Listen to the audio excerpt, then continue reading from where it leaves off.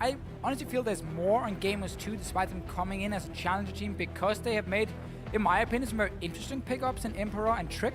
2 Koreans coming in. Trick especially is a guy I'm really looking forward to see what he can do in the jungle. Because in the past, we've had very good experience with Korean junglers coming to Europe and they've always had a good impact. And we'll have to see what Trick is going to do today. We've got 5 bans in. Lissandra, Kindred, and Gangplank removed from Elements towards Gamers 2. We saw Nif on your screen there for a moment, still coaching Elements. And on the reverse, Poppy, Lulu, Shen. Ryze is open now. That should be a lock-in for Elements. That pick is so fantastic. And again, as we talked about in the last game, flex picking, it is the key in pick and ban in this meta here. Ryze can go to mid and top lane. We see exactly the same with Gamers 2, because Tahm Kench can either go top lane or he can go into the support role. I've even seen Tahm Kench jungle, but it's been a while, so I expect that to be top or support. And Trundle, well, we know it. It's either top or support as well. So you haven't really shown everything for Gamers 2 because you don't really know where each of them are going. Yeah, we'll find out what they decide. Very quick pick and ban so far. I have to apologize to Ocelot. It's G2. He told me never to say G2. It is G2. Sorry, Ocelot. G2. It's gone now. It's been a long time of the previous name. Gambit was still Moscow 5 for about a year after. Yeah, I know. So G2, regardless. G2. Back on topic. Tahm and Trundle. The flex is possible. Elise Corki. Corki itself is still also theoretically a flex. We can do it for everyone, Listen, man. when Fakers run it in the mid lane, then you're allowed to believe it. Graves and Lucian, this will give us a little bit more of an indication. I've heard whispers of Graves top lane being a thing, but we're expecting a jungle. Graves jungle. Coming in for Trick, it's super, super strong. We can talk more about it in-game and how teams need to play around it because it is not your standard jungler like Elise is. When you have Elise, you can run fairly standard lane. She's very good at ganking. She can invade, good at vision control, whatever it is. Graves is more about skirmish and he needs a team to help him in the early game get into these skirmishes. He can't just walk into the enemy jungle and find it himself unless you want to die very quickly, obviously. Yeah, we'll find out what they decide to do. For Elements, a few seconds left to lock in, and that will tell us exactly where that Corki and that Ryze will be going. Anticipating it to be Ryze mid, Corki ADC for the time being, and for Promiscue, or Sprattel as he's known now, redemption, really. Yes. Back on the Elements roster, back on the starting roster, after being moved into that support position, and then being removed from it. Let's see what he can do. On the Thresh, Fiora for Steve up top, and Eika will be running that Ryze in the middle lane. So a little bit of everything. A lot of poke if they want it from the Corki. Single target skill shots if they're looking for those assassinations from Elise and Thresh. Overall, both teams are getting a lot of the current power picks. Corki is a super strong AD carry now, especially with the MF nerf. We know Fiora is still a monster in the top lane. Ryze, one of the best mid laners we have. So Elements can be very happy with the composition. We just gotta look at the lane matchups and what PerkZ wants to play in this mid lane against a Ryze.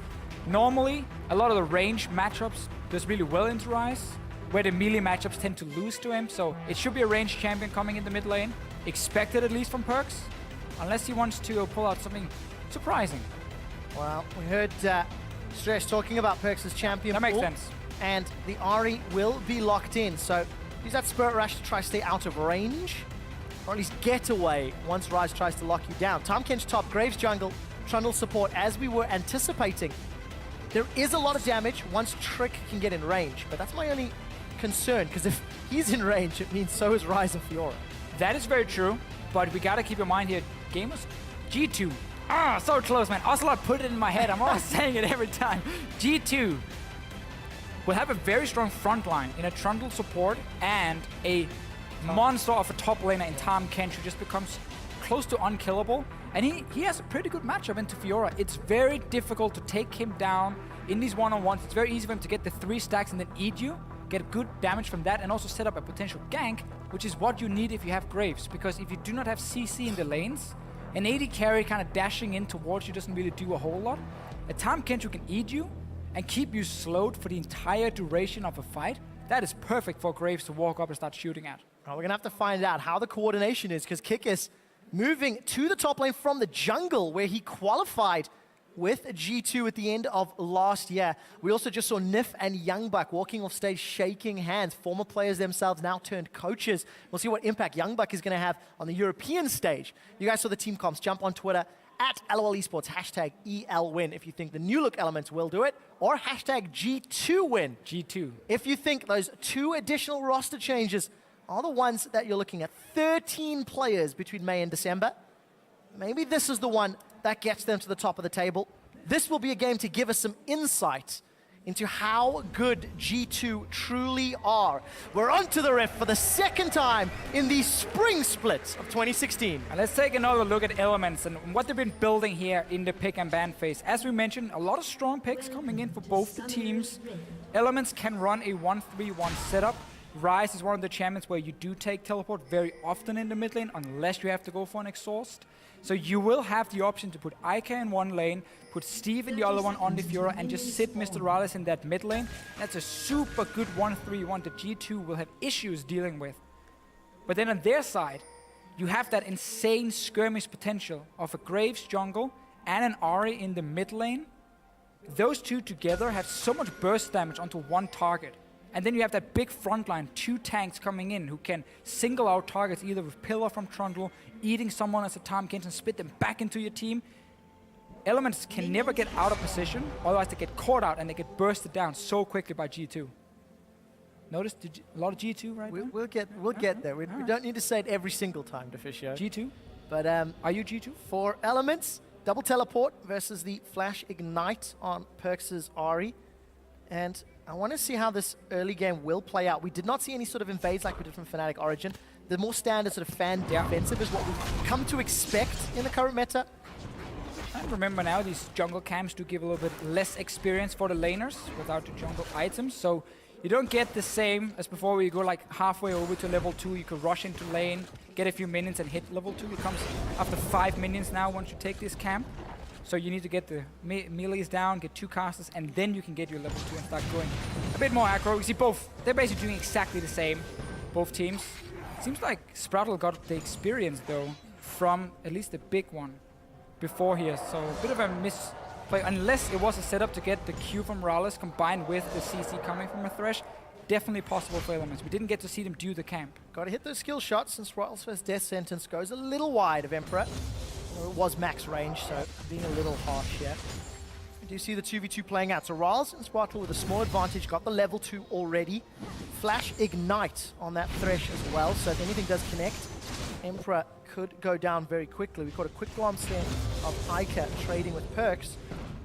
And standard laning phases just yet. Trick, an early attempt up top. If Kikis can swallow Steve. We just talked about how easy it is for Kikis to get stacks onto Steve, eat him, and spit him back. There's the first slow. Here's Trick. Let's find out. End of the line. Will get fired. Doesn't find the wall.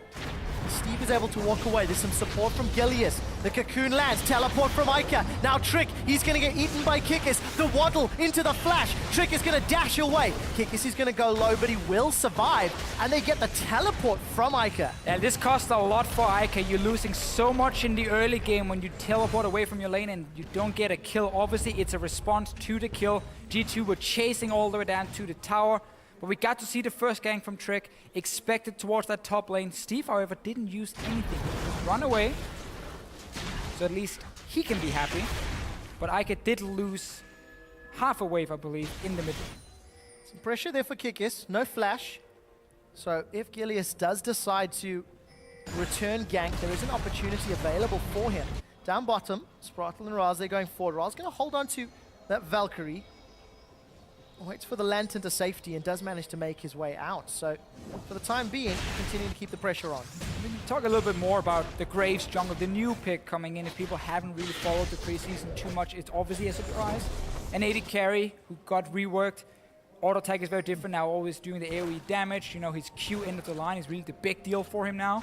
If you do manage to shoot that into a wall, it will instantly proc and bounce back towards you and deal a ton of damage. Normally, people can run away from it. Walls and towers will proc it instantly, and that's where he gets a ton of his burst damage from. He's one of the junglers with the most burst damage, if not the most. Elise could potentially rival him, or at least she will try. And if you do manage to land a cocoon, you can win that 1v1 if you are Gilius. If not, you have to be so careful against Graves.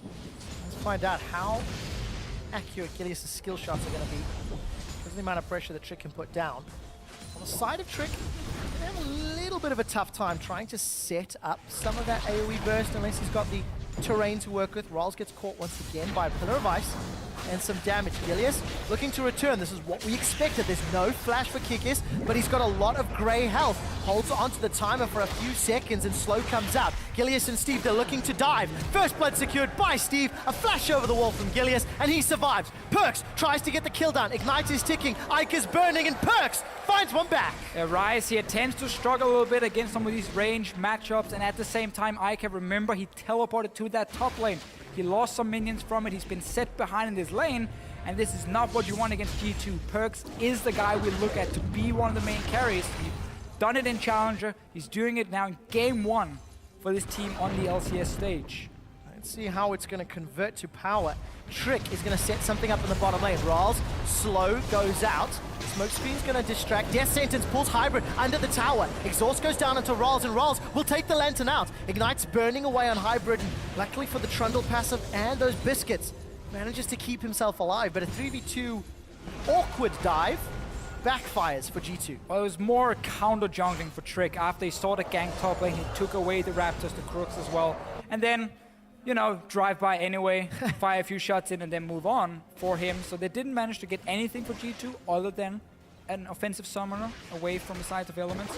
But also with this Graves, what you can do, you can start with the Hunter's Talisman. You don't really need the lifesteal from Machete coming in. You can stay super effective, keep the mana up. You're very fast at taking down gems. You can hear I've been very hyped around Graves. And I think he's going to be super interesting. And I like that G2 has set up lanes with CC for him to gank. Ahri lands a charm, then he can go in. Tahm Kench eats someone and spits them back, then he can go in. So there are ways for this Graves to do something in the early game other than just farming. Especially when you've got Hybrid roaming as well. There's 3 players set up in this middle lane.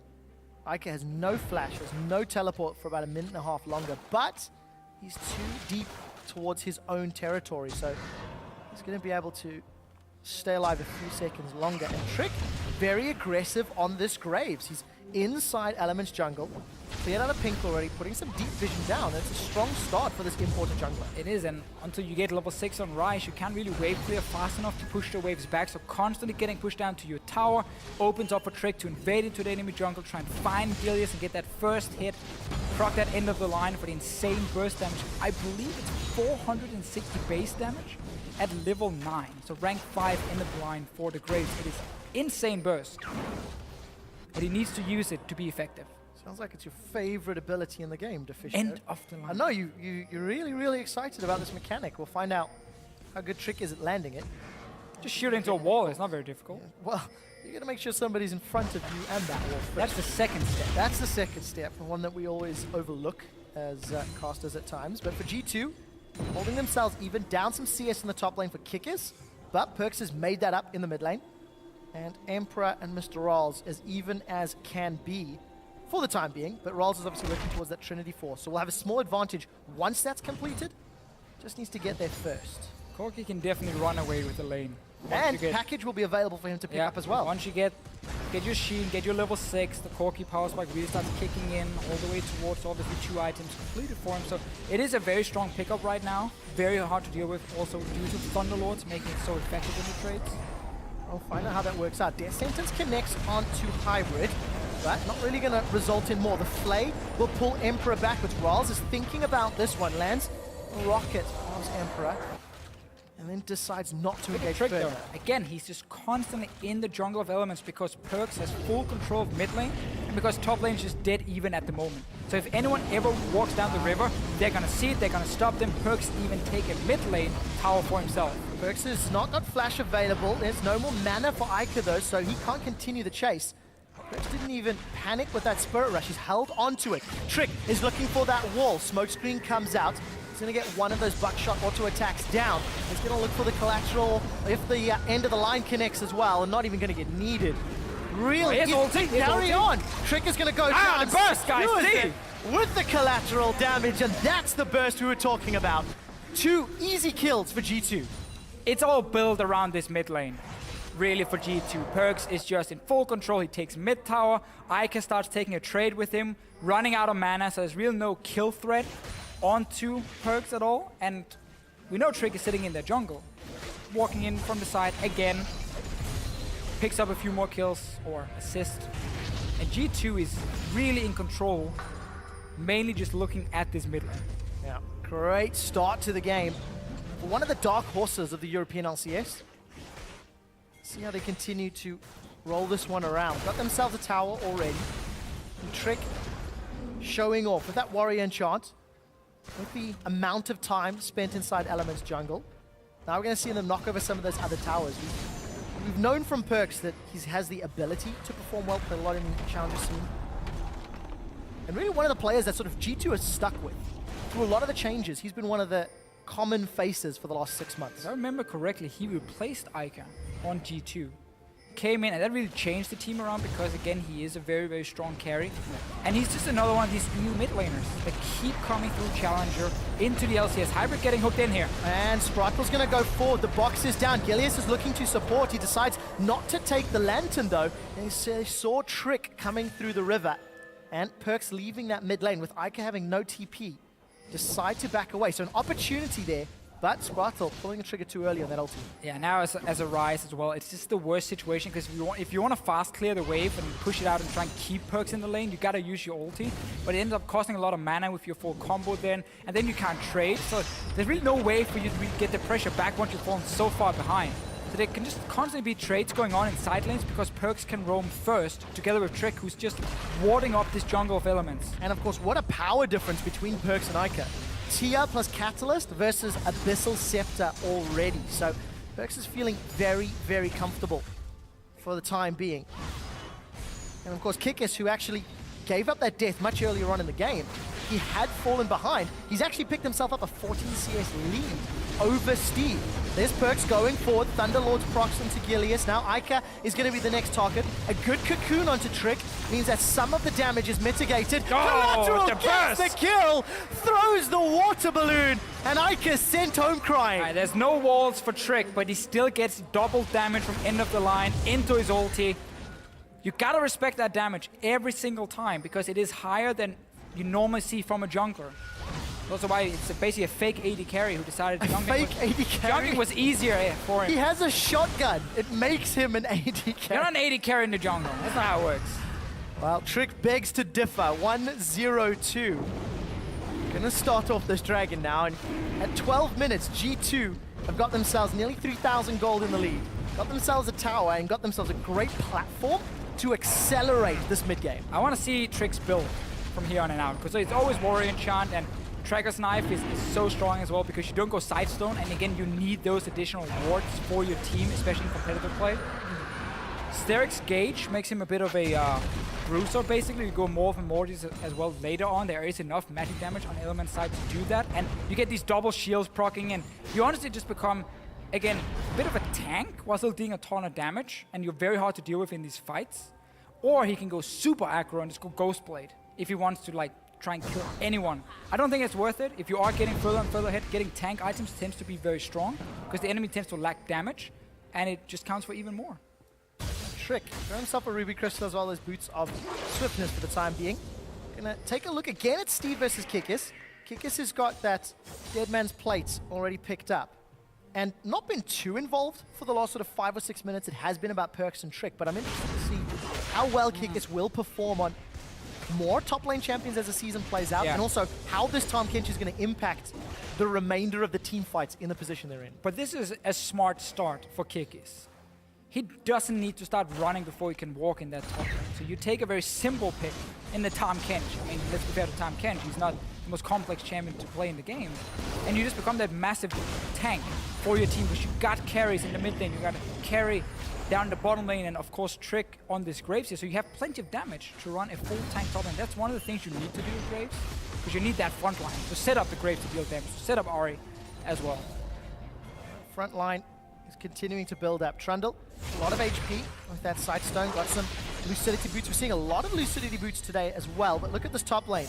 Trick and Kikis trying to get their nom on. Steve gets lashed by the tongue of Kikis' Tahm Kench, but he will back away and just more tower damage. And now G2 also needs to understand that the only way for Elements to kind of have any control towards the top side of the map is by having defensive pink wards.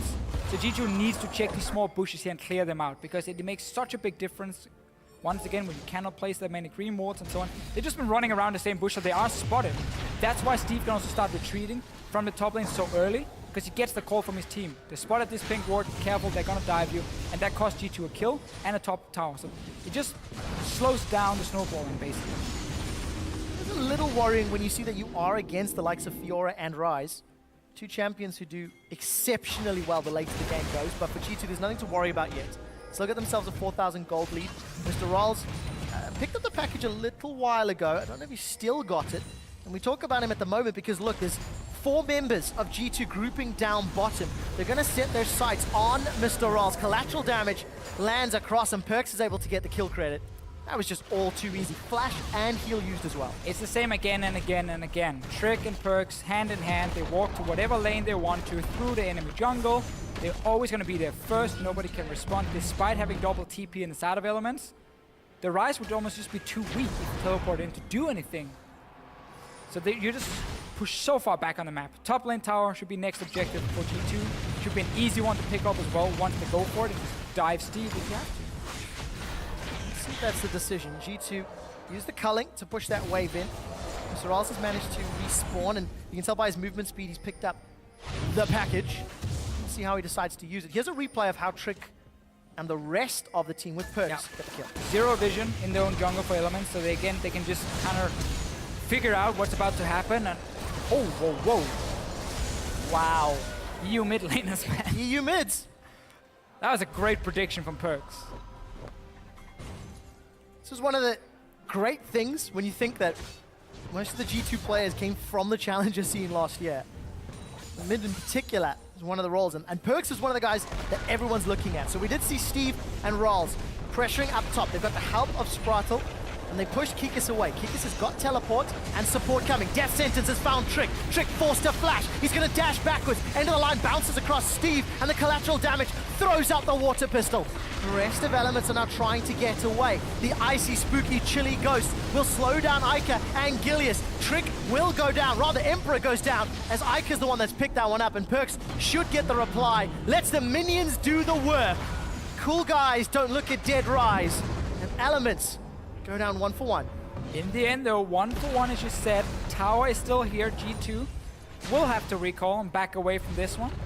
Elements, though, saying, we know what your next play is going to be. You're going to go for this top lane tower. You're going to try and kill poor Steve, as we saw quite a few times last year. So nothing's changed for Steve. So we are now going to say, we will defend Steve, and we will go up top. We will make that play first. We will make the move and force a fight instead. It's a good hook at first. Trick has flashed up because he's never really been under pressure and forced to use it. And now it's just a big back and forth. PerkZ joins in with the spooky ghost. In the end, you trade 1 for 1. Oh, look, there was that mechanical decision from Kikis on top Kench. Click. even I didn't believe that one. But decent turnaround and reply from G2. They maintain their lead. They actually go even further in the lead. Steve really needs to get a black cleaver though if he wants to do anything to Kikis in this lane, because he's gonna stack up so much armor on his side, and Steve has to become a split pushing threat on this Fiora. He has to be able to put pressure on Kikis, force him away so he can start taking towers. That's pretty unfair. Yeah. That wave clear there from Trick and the rest of G2. You know, that reminds me of another good thing I wrote about Graves. He's the only jungler that offers wave clear. End of the line will clear the wave ulti, as we saw right here. Yep, clears the wave as well. It's super underrated on junglers, I'm just saying. Well, working out in favor of G2. Got themselves 3 towers already. PerkZ, knowing the charm is unavailable. A few seconds longer, Eika's actually going to back away. PerkZ got the cooldown back up, fires it out. Bit off more than he can chew, I feel, for Eika. And look at this hybrid as well as Emperor. They were able to take down the top outer, shove in and get about 50% off that inner turret as well. It's just elements have to defend on so many fronts. And G2 have got the freedom of the entire map. The comeback mechanics are greatly reduced when you can spam wards around your own map to try and create a pick. It is greatly reduced when losing towers gives so much extra gold to the other team, because towers obviously are so important now with that extra boost. I was about to say boots, not a boot. It does mean though, for elements, if they can get just 1 or 2 towers down after one team fight, like that's a big move back towards the game. It's just looking very unlikely. Yeah, definitely the case. Now we judge G2 on how they finish the game out. Whenever we look at these new teams coming into the LCS, you start evaluating their individual players, you evaluate their macro game, their pick and ban strategy, and also how good are they at knocking over a Nexus? Because that's the difference between middle to top of the table teams. Dragon number 2 secured, there's inner turrets to be pressured, and G2 have done that exceptionally well already. Steve and Kikis are going to go toe-to-toe. This is going to be an interesting battle. Gobble, gobble, gobble. Steve gets nommed. This is going to throw down a challenge. There's grey health available. The audience is on the side of Steve, as it were. Kikis will get challenged, get killed, and Gilius and Steve after some time. But will it cost a tower? The rest of G2, they're grouping towards the bottom, and PerkZ, he's shoving in mid as well. Hybrid, he's get caught by a death sentence. Now Eika's trying to get away, finds a lantern to safety. Decent positioning from Sprattel, but the death of Kikis for an inner turret, worth. Well, G2 can be happy with this because they can push the mid tier 2 as well. Get the towers down. Elements again, they're just trying to make some aggressive plays. Another one. Surprise. Nice hook. Well, it followed through. The Trundle pillar will interrupt somewhat, but PerkZ is able to dash away to safety. The culling will nudge Elements away. Elements get their first tower of the game. Top outer. Split push Steve. That was one of the comeback mechanics. But he's got a lot of work to do. Luckily, he's got a lot of support behind him in-house as well. If you just look down at the items, now that we are, again, 6.1. For the first time, not that too many things changed item-wise compared to 5.24. We still see, you know, Essence Reaver being in here, despite it taking a small nerf in the last one. But you have to go Rapid Fire Cannon or a Zeal item as the second one if you want the max cooldown reduction. The 20% coming in extra from Essence Reaver. The way the math works now, for some reason, 10% crit is 3% CDR, and then his 20% crit is now 10% CDR, and 30% crit is 20% CDR.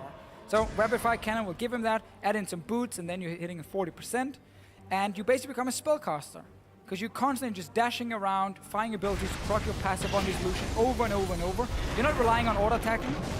And that means you can play more aggressive as well. You can get onto these carries, and PerkZ, he's doing the same. Let's see if the charm can land. Spur Rush goes out. He's going to dash away from the death sentence. Sprattel did get charmed. Now Trick's trying to back out. He's fired the collateral damage, got some distance. Kikis is in amongst 3 members of Elements as Steve gets dropped. It's Emperor that gets the cull. He's going to carry on chasing down. Eika flashes away, but it will not matter. He gets gobbled up by Kikis, and kill credit to Trick. 3 members of Elements down. G2 peel back for Baron. Straight towards the Baron. We're still early on in the game, but they've been so far ahead, honestly, since basically minute 10. Eika had a TP top lane, he fell a bit behind in his lane, then he got taken down, and it allowed Trick to play aggressive on the Graves. Like, this is exactly how you want to play as Graves jungle. You want to have a winning mid laner, so you can invade into the enemy jungle and just take whatever you want. And obviously PerkZ on this Ahri. Stress, he talked about it on the analyst desk. On specific champions, this guy is a monster. This is obviously a small sample size because it's the first game of the EU LCS, but we couldn't ask for much more. Great play, holding the trigger on that charm. This even arrives late. I mean, that was 3v4 effectively, until everybody else teleported in and joined the fight. And for Steve, 3 members to fight. 3 problems to break down. And these kind of games are so important for new challenger teams coming in, because often the first or second game, a lot of the players can be fairly nervous. You know, you're sitting here, you're playing in the LCS, or like PerkZ and Hybrid and so on. Obviously, Kikis has tried it before. So getting that first game out of the way, and also playing like this, taking what we expect to be a fairly quick victory, because they are so far ahead now, it is very important for G2 with the confidence. Oh, that's for sure. And also is going to give everybody some more things to look at. Looking at Trick on that Graves, great impact. PerkZ's Ahri is going to be bannable. Inhibitor turret is already down at 24 minutes, and there's no way to stop this push. Elements, they're pushed away by the culling. They've lost an inhibitor as well, and it is just coming apart at the seams. That comeback mechanic of split push, heavily reduced, if not removed, now that they're going to deal with super minions as well. Yeah, and running double teleport when your map just gets smaller and smaller because you get pushed further and further down to your own base just loses its entire value, basically. Because sitting at the bot lane inhibitor and TPing to the top lane inhibitor, it's nothing. It's not going to help Elements really. They have to pull off a surprise flank engage. hide a ward in your own jungle. So when G2 is pushing down for the inhibitor, you TP in with home guards coming from the Ryze, from the Fiora, and you try and take down someone like Emperor in the backline. The problem is, Kikis is here on this Tahm Kench. It's one of the reasons Tahm Kench is so good in a meta where double AD carry is very strong.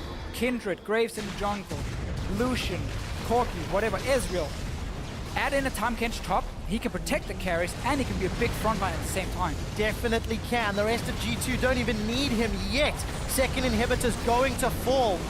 In less than a minute, Baron power play has been exceptionally good. Oh, they got the PerkZ. Grand Challenge comes out. They have got PerkZ and the shutdown goal that goes with it, but at the cost of Sprattel and Steve. Kikis on that front line with the grey health is chasing down. Eika will get killed by Trick. The buckshot goes out. MrRallez is the last man standing, and it will not matter. 26 minutes into the game, G2 obliterate Elements, and they will pick up their first win of the spring split in Europe.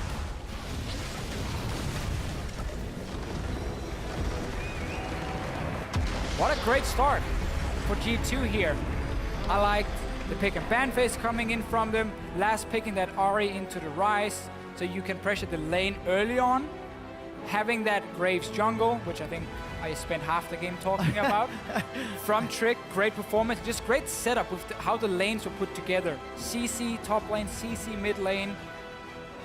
And overall, I mean, from item builds, pick and ban phase, everything, honestly G2 just had a great game. Pretty even damage across the board on the side of G2, but top damage to champions was by Trick on that Graves. It's not a massive surprise.